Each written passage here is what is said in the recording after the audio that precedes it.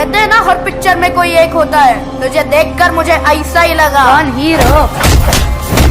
नहीं, विलन।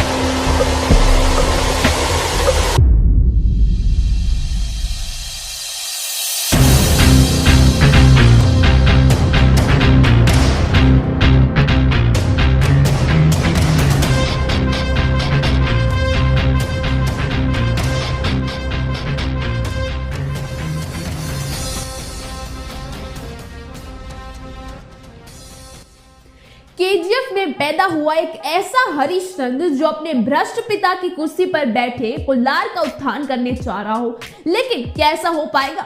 कैसे रॉकी बचेगा इस सोने के लालच के चुंगल से? जहां फिल्म केजीएफ 2 की शूटिंग जोरों शोरों से मैंगलोर में की जा रही है, वहीं केजीएफ में काम कर चुके तारक पनोपा उस दया की आगामी फिल्म अमृत अपार्टमेंट्स को यूए का सर्टिफिकेट मिला। जहां तारक फिल्म की दूसरी कड़ी में नहीं होंगे, वही केजीएफ की यह आखिरी कड़ी नहीं होने वाली।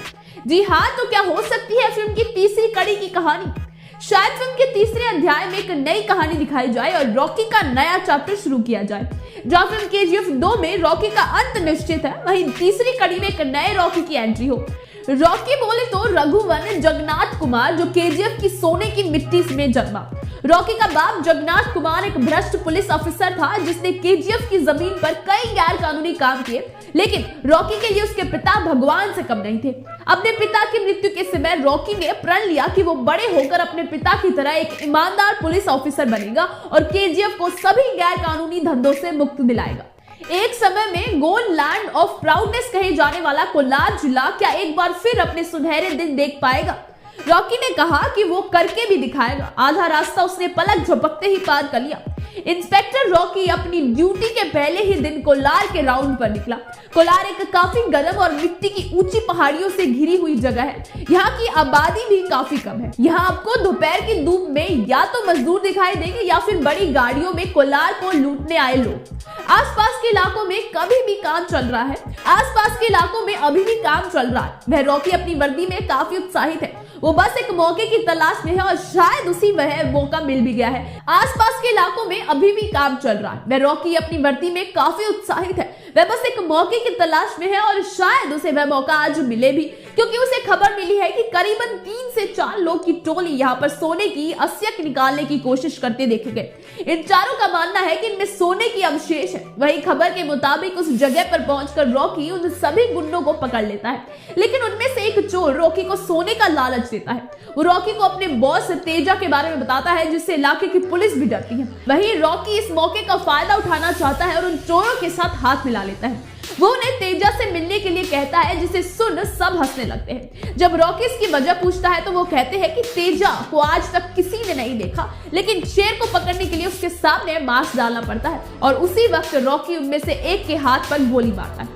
गोली की आवाज इतनी तेज होती है जिसे सुन बाकी के चोर अपने जख्मी साथी को छोड़कर वहां से भाग पड़ते हैं। रॉकी स्टोर की तरफ देख बोलता है, अब तो शेर को दहाड़ लगानी ही पड़ेगी।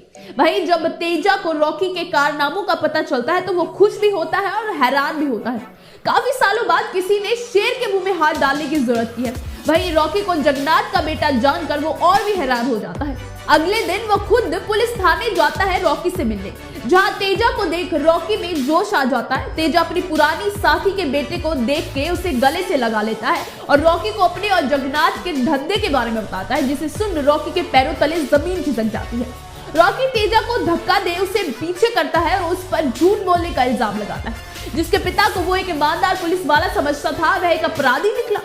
तेजा के गुंडे रॉकी को पकड़ लेते हैं और रॉकी उन सबको एक एक कर धूल चटा देता है। तेजा को समझ आ जाता है कि रॉकी अपने बाप की तरह नहीं और यहाँ आना एक भूल थी और वहां से भाग निकलने की वाला होता है कि रॉकी उसे अपने कानून के लंबे हाथों से पकड़ लेता है। तो क्या KGF 3 में रॉकी का अपने बाप की सच्चाई से सामना होगा? वही क्या एक बार फिर कोलार अच्छे दिन देख पाएगा? हमें अपने जवाब कमेंट बॉक्स में लिखें, वीडियो को लाइक और शेयर करें, साथ ही हमारे चैनल को बॉलीग्राउंड को सब्सक्राइब करना ना भूलें। आज की हमारी स्क्रिप्ट लिखी है सिमरन रावत ने।